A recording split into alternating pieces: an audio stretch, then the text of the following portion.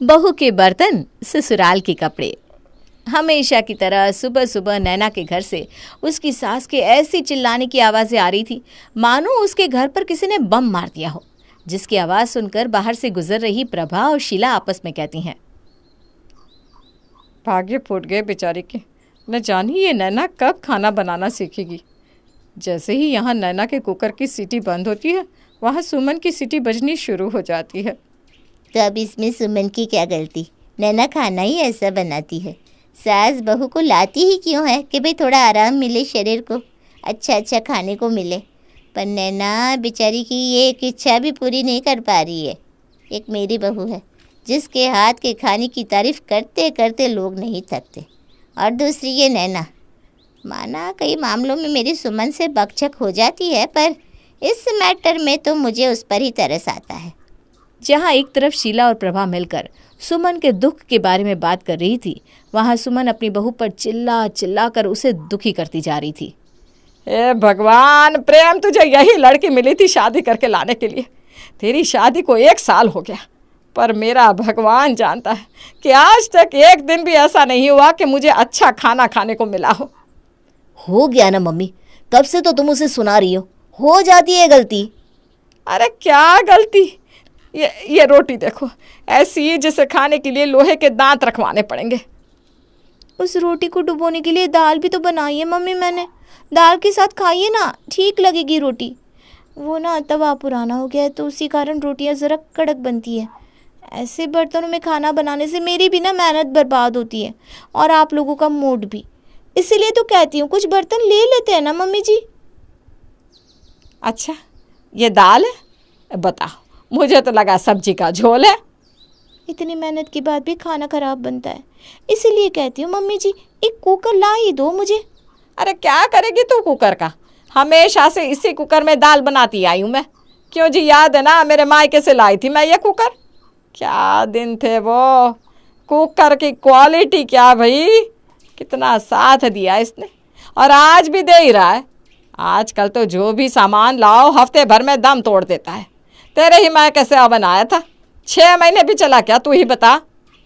क्या एग्जाम्पल दिया है आपने मम्मी, वाह।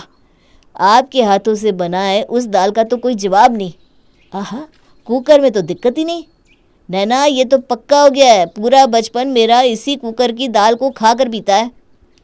36 साल हो गए इस बात को। अब वो कुकर मर चुका है, ज़बरदस्ती उसे जिंदा रखा जा रहा है। रुकिए, मैं अभी उसकी अर्थी लेकर आती हूँ। नेहा किचन में जाती है और कुकर बाहर लेकर आती है। कुकर का हैंडल किसी तरह कुकर से एक सेलो टेप की मदद से चिपका हुआ था। पिटाई खा खा कर कुकर सिकुड़ चुका था, जिसे देखकर नैना की बात को समझने की बजाय सुमन कहती है, बिल्कुल वैसा का वैसा। क्या जी, लग रहा है ना बिल्कुल पहले जैसा। ज़रा भी प्रॉब्लम हुई इसमें? इतने अच्छे कुकर में तुम्हें कौन सी कमी दिख रही है नैना, मुझे तो समझ में नहीं आता। मम्मी जी ये कुकर टूट चुका है, इसमें सीटी इतनी मुश्किल से आती है कि क्या बताऊँ। अपने मुंह में सीटी लेकर बैठी रहती हूँ मैं, और जैसे ही 3 मिनट होते हैं खुद ही सीटी बजा देती हूँ और मान लेती हूँ कि दाल गल गई होगी। नाच ना आवे आंगन टेढ़ा। देख बहू, ये सब बोलने की बातें हैं। जिसे खाना बनाना आता है ना, वो कैसे भी अच्छा खाना बना ही देगा, और जिसे काम से बचना है ना, वो अच्छी खासी चीज़ में भी कमी निकाल ही देगा। और इसी तरह हर रोज़ खाने के वक्त नैना के ससुराल में अच्छा खासा ड्रामा हो जाता था। एक रोज़ सुमन फ़ोन पर अपनी सहेली प्रभा से बात कर रही थी। अरे तो क्या बात हो गई प्रभा? तू एक काम कर, पूरी महिला मंडली को लेकर यहाँ मेरे घर ही आज रात का खाना खाने आ जा। मेरे घर ही फाइनल करते हैं, साथ में मज़े करेंगे। बड़े दिन हो गए गपशप किए। सुमन खाने की अच्छी खासी लिस्ट बनाकर नैना को देती है। आज मेरी इज्जत रख लेना बहू, काफ़ी सारी सहेलियाँ आ रही हैं मेरी। खाने में ज़रा भी ऊपर नीचे कुछ हुआ ना तो सभी के सामने मेरी नाक कट जाएगी। और ये सिर्फ मेरी सहेलियों की बात नहीं है, मैं सोच रही हूँ नेहा का रिश्ता प्रभा के बेटे से तय कर दूँ। और अगर प्रभा को भी खाना खराब लग गया ना, तो बेचारी नेहा के लिए एक बहुत ही अच्छे घर का रिश्ता हाथ से निकल जाएगा। भाभी कैसा खाना बना रही है उससे मेरा रिश्ता कैसे कट जाएगा मम्मी? जिसे मुझसे शादी करनी होगी वो मुझे पसंद करेगा ना, कि भाभी के हाथ के खाने को। ये सब ना ढकोसले हैं। और रात को सुमन की सारी सहेलियां उसके घर आती हैं और बता कैसी है सुमन तू? बड़ी कमज़ोर लग रही है। वैसे लगी भी क्यों ना, जब दाल खाने को ना मिले तो शरीर में ना प्रोटीन की कमी हो जाती है। अरे नहीं नहीं, ऐसी कोई बात नहीं है। वैसे भी आज मेरी बहू ने खास तुम सबके लिए दाल तड़का बनाया है। ऐसी बात है तो दाल परोस बहू। नैना सभी को एक एक कटोरी दाल देती है, जिसे खाते ही सभी का मुंह बन जाता है। ये क्या बनाया है तूने? बाप रे बाप, किस जन्म का बदला ले रही है हमसे? ये दाल है? ये तो जंजाल है। मैं तो जानती थी कि नैना ऐसा ही कुछ बनाएगी, इसलिए मैं तो खुद के घर से टिफ़िन पैक करके दाल लेकर आई हूँ। तू भी क्या याद रखेगी सुमन, मेरी बहू ऐसी दाल बनाती है, आहा, खाकर मज़ा आ जाएगा। और अपने बैग से टिफ़िन निकाल कर शीला सभी को दाल खिलाती है, जिसे खाकर सब वाह वाह करने लगते हैं। अब तो ढंग का खाना बना लेना। मुझे तो लगता है अब जब भी तेरे घर आना होगा अपना टिफ़िन साथ ही लाना होगा सुमन। अब बहुत हुआ, अब मैं इस प्रॉब्लम का सोल्यूशन निकाल कर ही रहूँगी। जब वो बर्तन धो रही होती है, उसे बाहर से कुछ आवाज़ आती है। बर्तन बर्तन, पुराने कपड़े के बदले बर्तन ले लो, बर्तन वाला। पुराने कपड़ों के बदले बर्तन? कुकर लेने का वक्त आ गया है। और चुपके से नैना अपनी सास के कमरे में जाती है और उनके कमरे की अलमारी के ऊपर से बैग नीचे उतारती है। कितनी स्मार्ट हूँ मैं, ठंड के कपड़े बर्तन वाले को दे दूँगी, मम्मी जी को पता भी नहीं चलेगा, क्योंकि अभी ठंड आने में तो 7-8 महीने बाकी हैं। तब तक अच्छा खा खा कर मम्मी जी सब भूल जाएंगी। और वो कपड़े लेकर नैना अपने घर के बाहर जाती है। भैया, ये कुकर कितने कपड़ों में दोगे? इनके तो दीदी 8 कपड़े लगेंगे, वो भी पूरे के पूरे कपड़े। ऐसा नहीं कि हाफ पैंट दे दिया और उसे पूरे का पूरा कपड़ा मान लिया। अरे नहीं नहीं, मैं महंगी महंगी शॉल स्वेटर लेकर आई हूँ, देखिए ज़रा, एक बार ही पहनी है। और ठीक 8 कपड़े गिनकर नैना उनके बदले एक कुकर अपने घर ले आती है। और आज बनती है नेहा की स्पेशल दाल। जैसे ही कुकर की सीटी बजती है, पूरे घर में हर तरफ खुशबू ही खुशबू हो जाती है। क्या खुशबू आ रही है? लगता है ज़रूर शीला आंटी कुछ बना रही होगी। आहा, क्या खुशबू आ रही है। ज़रूर नेहा ने कुछ ऑनलाइन मंगाया होगा, मैं भी जाकर खा ही लेती हूँ। दाल की खुशबू को सूंघकर सभी बाहर हॉल में आते हैं, जहाँ वो नैना को खाना सर्व करता देखकर खाने बैठ जाते हैं।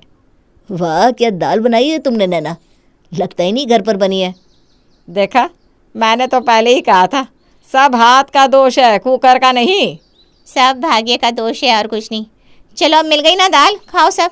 नैना के ससुराल में सभी मुंह मोड़ मोड़ कर दाल खा रहे थे पर उन्हें पता नहीं था कि इस दाल के बदले क्या कुर्बान किया गया है।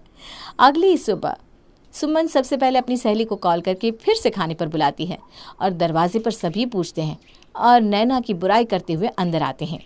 अब क्या खिलाने बुलाया तूने? हैं सुमन, पानी पिला दे भाई, मैं तो अपने घर से दाल लेकर आई हूँ, मुझ में और हिम्मत नहीं है ऐसी दाल खाने की। अरे उस दिन तो उसकी तबीयत ख़राब थी, इसलिए दाल अच्छी नहीं बन पाई। आज उसने दाल फ्राई बनाई है, ज़रा खा कर देख, 3 वैरायटी का दाल बनाया है। बहू परोसना तो। और नैना की परोसी हुई दाल को खाते ही सब उंगलियां चाटने लगते हैं। इसकी रेसिपी लिख लीजिए आंटी जी, प्रिया को बता दीजिएगा।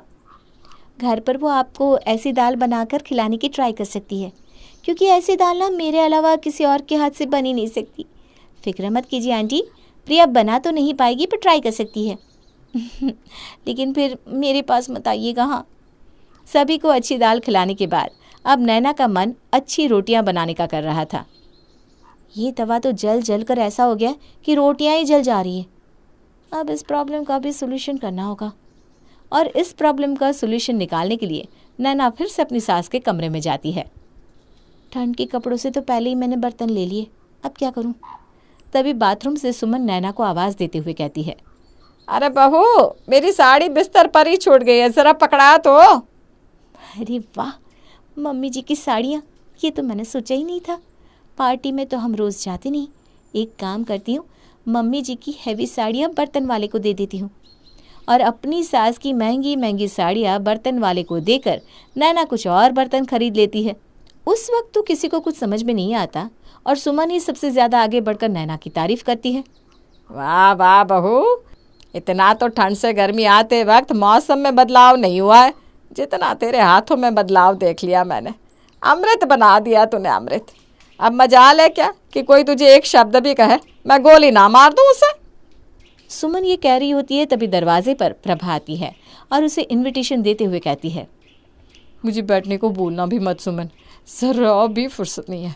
कल ना मेरे भांजे का बर्थडे है, तुम सभी को आना है। चलो अब मैं निकलती हूँ, बहुत अरेंजमेंट करनी है।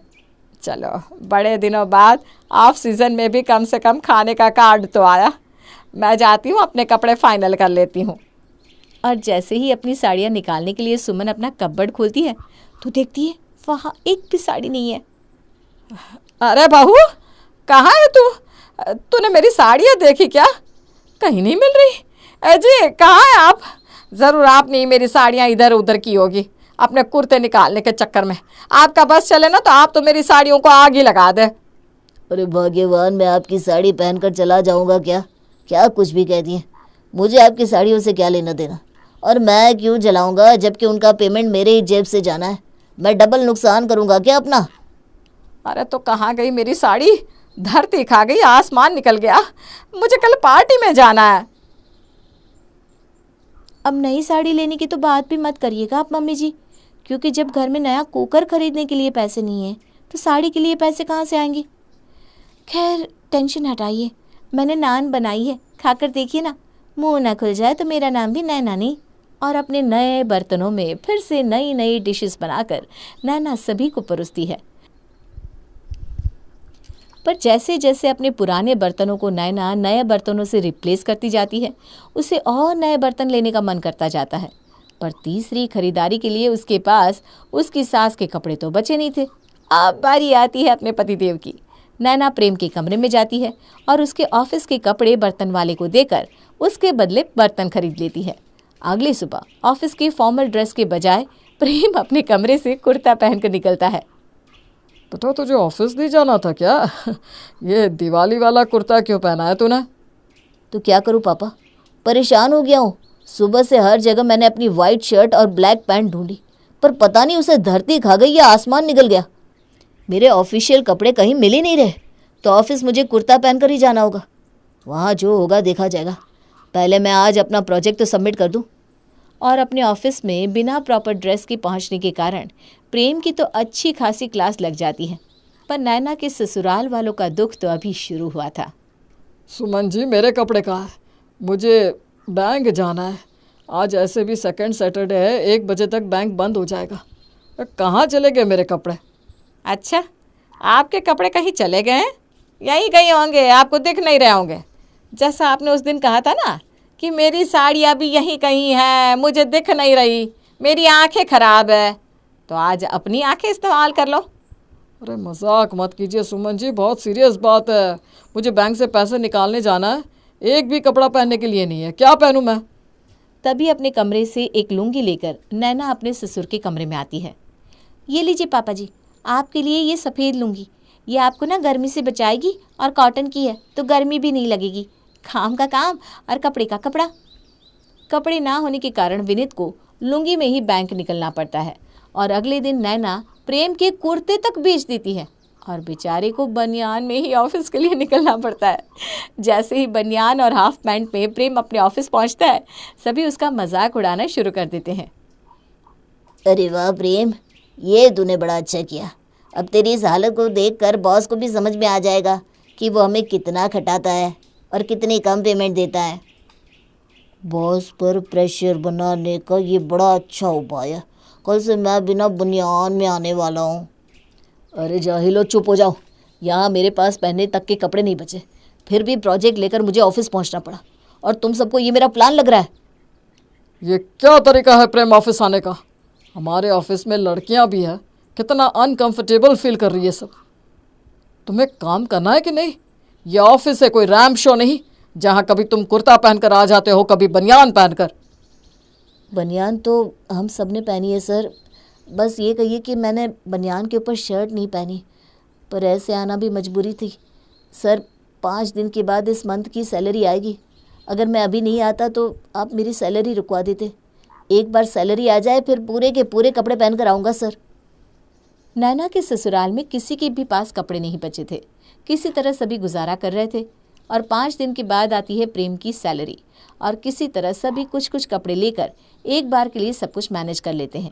फिर एक शाम सभी पानी पूरी खाने जा रहे थे, तभी एक भिखारी विनीत के पास आकर भीख मांगता हुआ कहता है, मालिक कुछ खिला दो मालिक। इन सब का ये रोज़ का है, कुछ खिलाने की ज़रूरत नहीं है। जेब से 2 रुपये दे दीजिए। अरे कौन से 2 रुपये? अरे वही जो सुबह मैंने आपको रखने के लिए दिए थे। और इन सब में जैसे ही प्रेम की नज़र भिखारी पर पड़ती है, वो सोच में पड़ जाता है। बड़े गिरे हुए हो मालिक, खुद तो चाट खाने जा रहे हो और हमको 2 रुपया दे रहे हो। अरे वो भाई साहब थे, मुझे ये कपड़े देकर चले गए। कम से कम 5,000 का कपड़ा है ये। शर्ट देख रहे हो कितना चमकीला है, और ये पैंट देखो। अंधेरे में मैंने तो नोटिस ही नहीं किया, इसमें तो मेरे ऑफिस का लोगो लगा है। अरे मम्मी, ये तो मेरे ही कपड़े हैं। अरे भाई, तुझे ये कपड़े किसने दिए? वो बर्तन वाले भैया है ना, जो कपड़े काम नहीं आते वो हम भिखारियों को बांट देते हैं। भाभी तो जानती है, भाभी तो उन्हें कपड़े देती है। भाभी जी बताइए ना। ये सुनते ही सब समझ जाते हैं कि घर से कपड़े नैना ही गायब कर रही थी, और सभी के सभी उस पर टूट पड़ते हैं। तेरे कारण हम सबको कितनी तकलीफ हुई बहू, किसी काम की नहीं है तू। एक काम ठीक करती है तो दूसरा खराब कर देती है। क्या ज़रूरत थी तुझे हम सबके कपड़ों को बर्तन वाले को देने की? तो इसमें भाभी की क्या गलती? वो तो आप सबसे कहती थी कि मुझे किचन में बर्तन चाहिए, पर कोई बर्तन लाने को तैयार ही नहीं था। और खाना अच्छा नहीं बनता तो उस पर भी उन्हें ही सुनाया जा रहा था, इसलिए उन्होंने खुद के लिए खुद रास्ता निकाल लिया। इसी बहाने आप सबके पास नए कपड़े भी आ गए और किचन में बर्तन भी। ठीक है ना मम्मी, छोड़ो ना, खाने को तो अच्छा मिल रहा है ना। सॉरी नैना। मेरी भी सॉरी।